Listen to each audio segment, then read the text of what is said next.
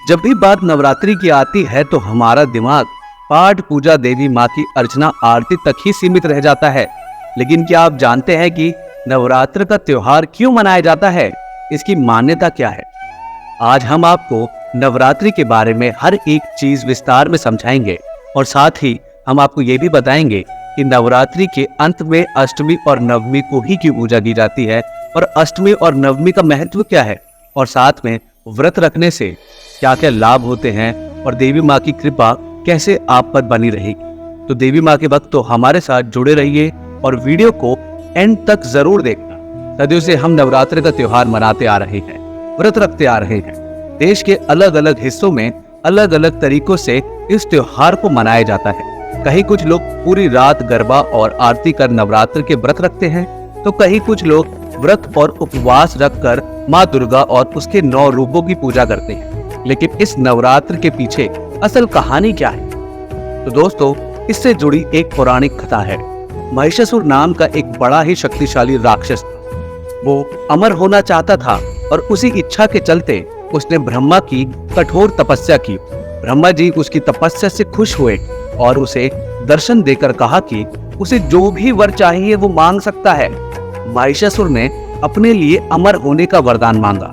महिषासुर की ऐसी बात सुनकर ब्रह्मा जी बोले, जो इस संसार में पैदा हुआ है उसकी मौत निश्चित है, इसीलिए जीवन और मृत्यु को छोड़कर जो चाहे मांग लो। ऐसा सुनकर महिषासुर ने कहा, ठीक है प्रभु, फिर मुझे ऐसा वरदान दीजिए कि मेरी मृत्यु ना तो किसी देवता या असुर के हाथों हो और ना ही किसी मानव के हाथ, अगर हो तो किसी स्त्री के ही हाथों हो।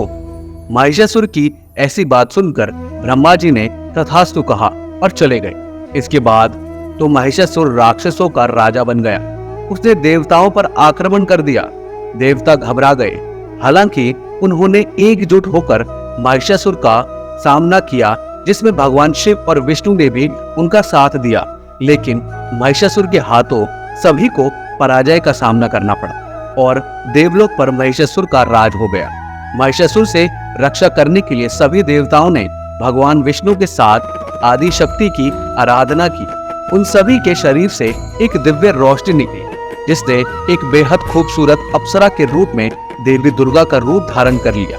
देवी दुर्गा को देख महिषासुर उन पर मोहित हो गया और उनसे शादी करने का प्रस्ताव सामने रखा। बार बार वो यही कोशिश करता।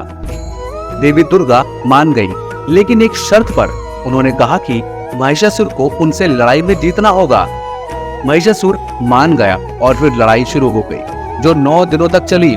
10वें दिन देवी दुर्गा ने महिषासुर का अंत कर दिया और तभी से ये नवरात्रि का पर्व मनाया जाता है। आगे बढ़ने से पहले कमेंट बॉक्स में जय माता दी अवश्य लिख दे दोस्तों, और लाइक जरूर कर। अधिकतर घरों में अष्टमी की पूजा होती है। अष्टमी पर माँ दुर्गा की गौरी की पूजा होती है, जिन्होंने कड़ी तपस्या के बाद गौर वर्ण को प्राप्त किया और महागौरी के नाम से संपूर्ण विश्व में प्रसिद्ध हुई। भगवती गौरी महानतम रूप है, इसीलिए अष्टमी को महाअष्टमी कहा जाता है। महाअष्टमी के दिन 9 छोटी कन्याओं का पूजन करके भोजन करवाया जाता है और दक्षिणा भी दी जाती है। आखिरी में उन कन्याओं का आशीर्वाद लिया जाता है। महानवमी को माँ सिद्धिदात्री की पूजा की जाती है।